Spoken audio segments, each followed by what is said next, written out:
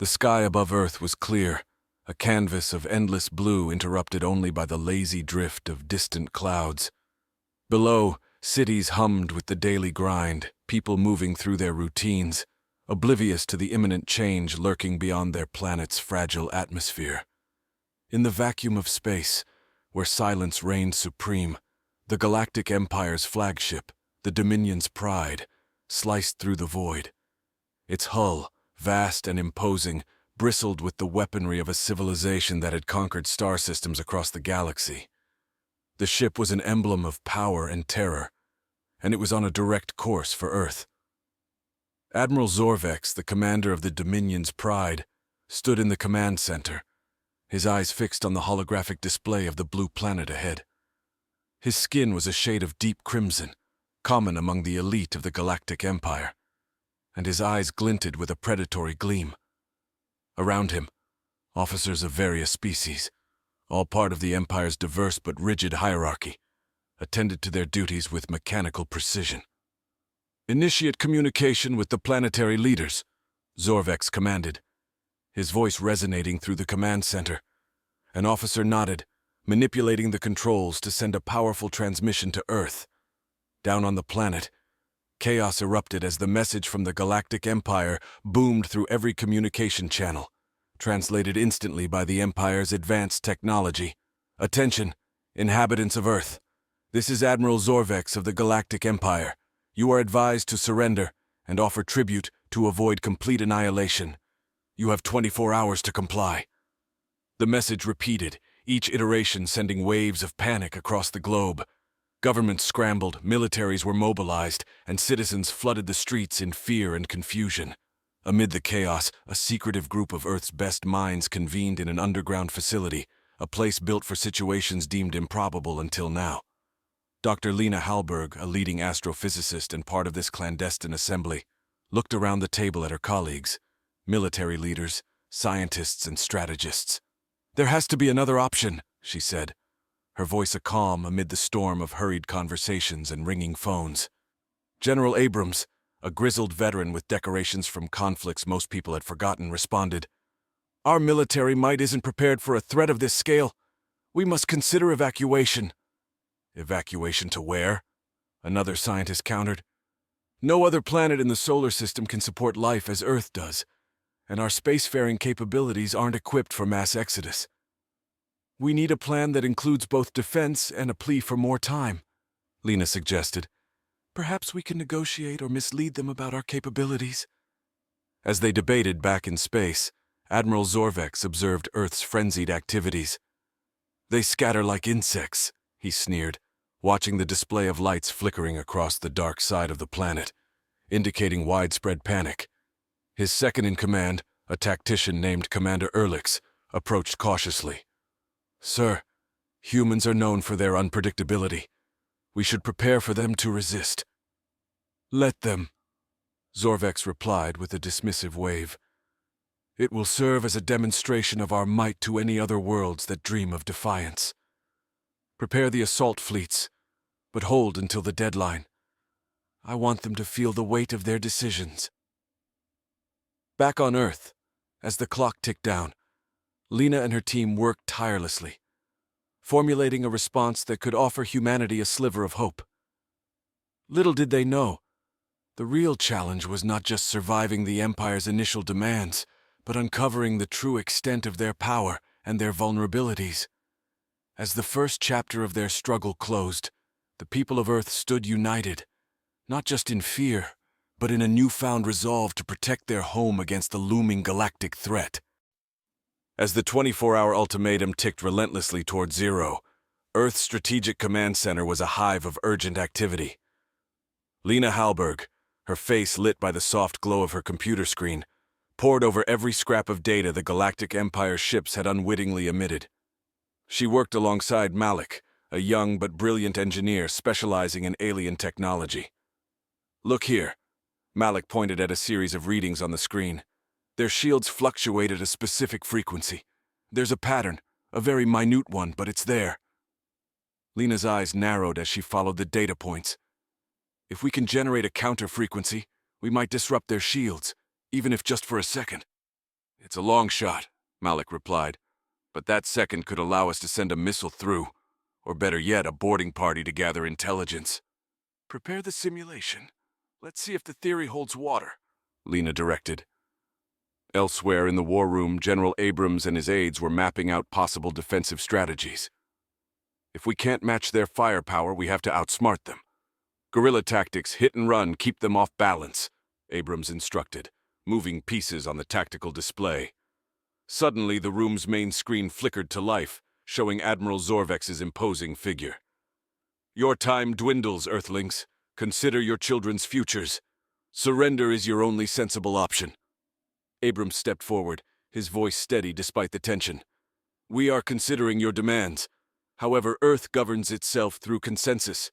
We need more time to bring all nations in agreement. Zorvex's laugh was cold, devoid of humor. You misunderstand your position. There is no negotiation. You will submit, or you will be subjugated. The transmission ended abruptly, leaving a heavy silence in the room. Abrams turned to his team. Get me a secure line to all global leaders. We're not bowing to tyranny, not now, not ever. In the depths of space aboard the Dominion's Pride, Zorvex conferred with his advisors. They're stalling. Typical human deception. Ready the attack squadrons, but keep our most potent weapons in reserve. I want this planet intact. Commander Ehrlichs, cautious as ever, suggested, we should deploy surveillance drones to monitor their military bases. If they are planning something, we'll know. Proceed, Zorvex commanded, dismissing the hologram of Earth with a swipe of his hand. Back on Earth, as Lena and Malik tested the shield disruption theory, they encountered a breakthrough.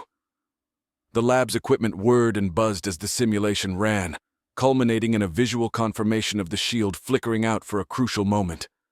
We've got it, Malik exclaimed. Sending the data to General Abrams now. Lena's thoughts were a mix of triumph and trepidation. Let's hope it's enough. As the team prepared their makeshift weapon, General Abrams received confirmation of the plan. He immediately organized a covert operation comprising Earth's best pilots and soldiers to exploit the brief vulnerability. Listen up, Abrams briefed the selected team. This might be the only shot we get. Make it count. In the cold, unforgiving expanse between the stars, Earth readied its desperate gambit. Meanwhile, Zorvex, assured of his impending victory, failed to notice the subtle shift in the radio silence from the planet below. A small fleet of Earth spacecraft, barely a blip on the Dominion's Pride sensors, edged closer, carrying not just the hopes of their world, but also the means to potentially turn the tide. This silent, audacious approach marked the beginning of Earth's unpredictable counteroffensive, set against a foe who believed victory was already theirs. In the vacuum of space, the Earth's small fleet advanced with silent determination. Each pilot knew the gravity of their mission, to exploit the momentary weakness Lena and Malik had discovered.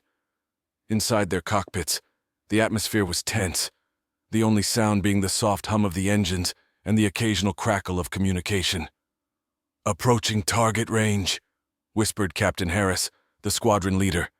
His voice was calm, betraying none of the adrenaline that surged through his veins. Ready the pulse emitter! On Earth, Lena monitored the fleet's progress, her hands poised over the console, ready to initiate the frequency disruptor. Beside her, Malik watched the data streams, ensuring everything aligned for the critical moment. In the Dominion's Pride's command center, Zorvex sensed something amiss. The usual patterns of subservience and panic he expected from soon-to-be-conquered worlds were absent. Report, he demanded, eyes narrowing. Commander Ehrlichs quickly scanned the reports. No significant movements on the surface. However, there is minor space activity, likely evacuation attempts. Evacuation? No. Prepare the interceptors. I will not be made a fool, Zorvex ordered, his voice a low growl. Back with the Earth fleet. As they neared the engagement range, Captain Harris gave the signal. Now, Lena. On cue, Lena activated the disruptor. A deep thrum filled her lab as the device powered up and emitted a powerful invisible wave toward the Dominion's Pride. For a heartbeat, nothing happened. Then, as predicted, the ship's shields flickered. Now! Harris called out. The pilots launched their specialized torpedoes, designed to breach the momentarily weakened shields. The torpedoes, small and agile, darted through space, their trajectories true. As they hit the Dominion's Pride, explosions bloomed like deadly flowers on the ship's hull. Inside, alarms blared, throwing the once composed crew into chaos. "Shield integrity compromised," shouted a technician. "We have breaches in sectors 7 and 12. Zorvex was on his feet, his face contorted with rage. "Seal the breaches! Deploy all defensive units! Find me those ships!" As the Dominion's Pride scrambled to respond, Earth's fleet used the chaos to their advantage, dodging retaliatory fire and preparing for another run. Meanwhile, Lena and Malik worked feverishly to keep the shield disruptor operational, pushing the technology to its limits. "We're overheating here," Malik warned, glancing at the rising temperature gauges. "Keep it running, just a few more minutes," Lena responded, her voice steady despite the sweat beading on her forehead. In the war room, General Abrams watched the unfolding battle with intense focus. "This is our chance to learn everything we can. We need intelligence on their weaponry, their ship layouts, everything." A team of hackers, part of the operations on Earth, tapped into the Dominion's Pride's compromised systems. They sifted through the chaos of the cyber onslaught, grabbing whatever data they could before the Empire's cyber defenses could regroup. "Got something?" one hacker exclaimed. "Detailed schematics of their main weaponry system. Downloading now." Abrams nodded, satisfied. "Distribute the information to all our defense posts. Knowledge is our ammunition." As the Earth fleet prepared for another disruptive strike, a new form of warfare unfolded. It wasn't just a battle of ships and shields, but of information and cunning, with Earth's very survival hanging in the balance. The bridge of the Dominion's Pride was a scene of controlled chaos. Admiral Zorvex, his face a mask of fury and disbelief, paced before the holographic displays showing the unexpected resilience of Earth's forces. "How did they penetrate our shields?" he roared, looking for someone to blame. Commander Ehrlichs, managing the crisis with as much composure as he could muster, responded, "It appears they have developed a method to disrupt our shield frequency temporarily. We are adjusting the modulation now." "Make it fast," Zorvex snapped, "and get those interceptors to wipe them out. No more games." As the interceptors launched from the gargantuan ship, Earth's small fleet received the command to retreat and regroup. "Pull back, maintain formation, and head for the rendezvous point," Captain Harris instructed, his voice crackling over the comms. The pilots, their ships battered but not broken, complied, weaving through the barrage of incoming fire. On Earth, Lena and Malik watched as their screens displayed the retreat of their brave squadron. "We need a new approach if we're to make the next assault count," Lena mused, tapping her lips thoughtfully. "We have the schematics of their weaponry now," Malik pointed out, bringing up the data on a large display. "If we can understand their power source, maybe we can find a way to disable it." While the scientists delved into the technical enigma, General Abrams convened a rapid strategy session. "This is not just about defense anymore," he declared to the room full of military tacticians and government officials.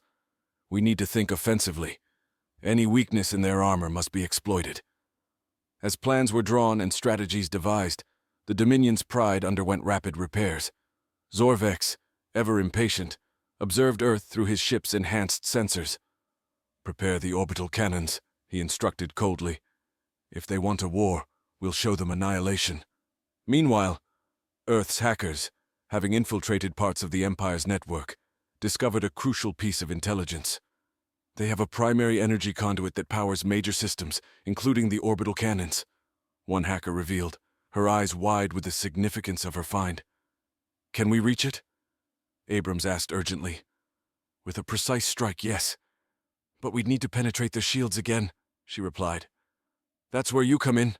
Abrams turned to Lena, who had just joined the briefing. "Can your team get us another opening?"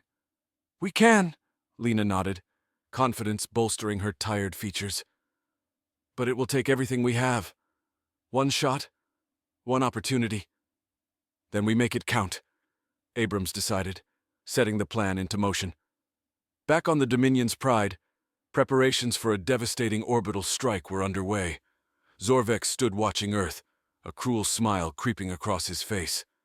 "Soon, you will be nothing but a memory," he whispered to the image of the blue planet. Unbeknownst to him, Earth's defenders were already moving into position. Captain Harris and his pilots, now armed with the knowledge of the Empire's weaknesses, prepared for a mission unlike any other. This is more than a battle. It's our stand. Harris motivated his team as they suited up. We hit that energy conduit, and we hit it hard. In the deep, cold space between the Dominion's Pride and Earth, two plans unfolded. One to subjugate and destroy, the other to defend and strike back. The stage was set for a confrontation that would determine the fate of a world. As the Dominion's Pride aligned its orbital cannons with Earth, the tension on the bridge was palpable. Zorvek stood ready to command the final strike, his finger metaphorically hovering over the button that would bring Earth to its knees. Meanwhile, Earth's defenders were not idle. Lena and Malik, in their laboratory, prepared the disruption device for what could be the last time. "Charging the disruptor now," Malik announced, his voice steady despite the stakes. The device whirred to life, a low hum filling the room as energy coursed through its circuits. Captain Harris and his team, cloaked by the small window of advantage provided by the disruptor, maneuvered their spacecraft stealthily towards the Dominion's Pride. "Stay sharp, everyone. We're only going to get one shot at this," he communicated across the squadron. In a synchronized ballet of technology and nerve, Lena initiated the pulse. The Dominion's Pride shields flickered once again, a brief lapse that was all the Earth forces needed. "Fire!" Harris commanded. The torpedoes designed to target and destroy the energy conduit shot forth from the Earth fleet. The void of space was momentarily lit by the propulsion trails of the torpedoes as they raced towards their target. On board the Dominion's Pride, alarms blared again. "Shield breach detected! Energy conduit at risk!" shouted a technician, panic lacing his voice as he relayed the critical information. Zorvex turned sharply, his eyes widening in disbelief. "Countermeasures now!" he bellowed. But deep down he knew it was too late. The torpedoes made contact, and a massive explosion rocked the Dominion's Pride. The ship shuddered as systems went offline one by one, the main energy conduit now a ruin of twisted metal and sparking wires. In the aftermath of the explosion, the Dominion's Pride was left crippled, drifting helplessly in orbit. The once mighty flagship, symbol of the Galactic Empire's invincibility, was now a testament to human ingenuity and resilience. With the main threat neutralized, Earth's leaders seized the opportunity. General Abrams coordinated a global broadcast, addressing not just Earth, but Zorvex and his crew directly. "This is General Abrams of Earth. Your ship has been disabled. Your orbital cannons are offline. We offer you a chance to surrender. Consider your next actions carefully." The response from the Dominion's Pride was not from Zorvex, but from Commander Ehrlichs, who appeared on the screen, his expression somber. "We accept your terms," he declared, his voice carrying the weight of defeat. "Admiral Zorvex has been relieved of his command. We are prepared to negotiate a peaceful resolution." On Earth, cheers erupted across the command center, and indeed, across the planet. The threat was over, at least for now, and Earth had stood firm against a force that had swept across galaxies. In the aftermath, Lena and Malik stepped out of their lab, taking a moment to breathe in the fresh air of a world that remained free. They exchanged a look of relief and triumph, knowing they had been part of something monumental. "We did it," Malik said simply, a broad smile spreading across his face. "We did," Lena agreed, her eyes reflecting the sky above, clear and bright with promise. "But let's keep our guard up. This galaxy has more secrets to reveal." And so, Earth began the process of recovery and preparation, ready to face whatever challenges the stars might hold. Their victory was a message to the cosmos. Earth would not surrender quietly, not now, not ever. As the dust settled, and Earth began to digest the magnitude of their victory, the world leaders convened to address the immediate aftermath and the broader implications of their encounter with the Galactic Empire. In a grand hall, filled with representatives from every nation, General Abrams stood before the assembly, his voice echoing with authority and a newfound respect for the resilience of humanity. "Today, we stand united not just as nations, but as a species," Abrams began, his gaze sweeping across the room. Our victory against the Dominion's pride was a victory for Earth's spirit. But it is only the beginning. The Assembly listened intently as Abrams outlined the plans for the future. We will establish a global defense coalition. This coalition will not only defend against any future extraterrestrial threats, but also foster the sharing of technology and resources across our planet. In orbit, the crippled Dominion's pride served as a stark reminder of the conflict. Commander Ehrlichs, now acting captain, negotiated terms of surrender and cooperation with Earth's newly formed coalition. We offer technology exchange and peace treaties. In return, we request assistance in repairing our vessel and a promise of safe passage back to our territory. Ehrlichs proposed via the secure communication link. Earth's response was cautious, but optimistic. Lena, who had been appointed as a scientific advisor to the coalition, weighed in on the potential benefits. Their technology could leapfrog our capabilities by decades. This is an opportunity for significant advancement, but we must tread carefully. Meanwhile, Captain Harris and his team were hailed as heroes. Parades and honors awaited them back on Earth, but Harris kept his focus on the broader horizon. We need to be better prepared. Today it was the Dominion's pride. Tomorrow it could be someone else, he said during a debrief, emphasizing the need for vigilance. As part of the peace negotiations, Earth's leaders invited delegates from the Galactic Empire to the United Nations, where a historic session was held. Here, Earth formally joined a vast network of planets, a multi-species coalition that the Galactic Empire had dominated but never fully unified in spirit. During this session, Lena presented a segment on human innovation and resilience. We achieved the impossible through unity and ingenuity, she stated, showcasing the disruptor technology that had turned the tide of the battle. We extend this ingenuity as a hand of friendship to the galaxy. In response, a variety of alien representatives spoke, some wary, others curious about Earth's capabilities and intentions. The session ended with a standing ovation, a sign of a hopeful beginning for Earth's role in the galactic community. As Earth adjusted to its new status, the Global Defense Coalition became a beacon of interspecies cooperation and technological progress.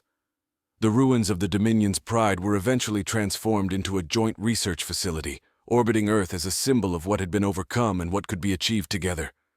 Captain Harris, now a key military advisor for the coalition, often visited the research facility, reminding everyone of the thin line between peace and conflict.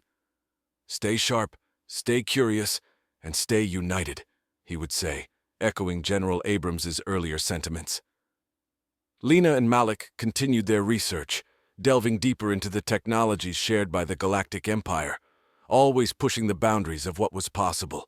Their work, once aimed at defense, now also focused on exploration and understanding, reflecting humanity's unquenchable thirst for knowledge. As Earth grew in its role as a galactic player, it never forgot the lessons of the Dominion's pride, lessons of unity, defiance, and the perpetual drive toward a future where Earth was not a mere participant, but a leading voice in the cosmic symphony. The final chapter of this particular saga closed not with an end, but with a promise of new beginnings, endless possibilities, and the eternal watchfulness of a world that had stared down annihilation and stood triumphant.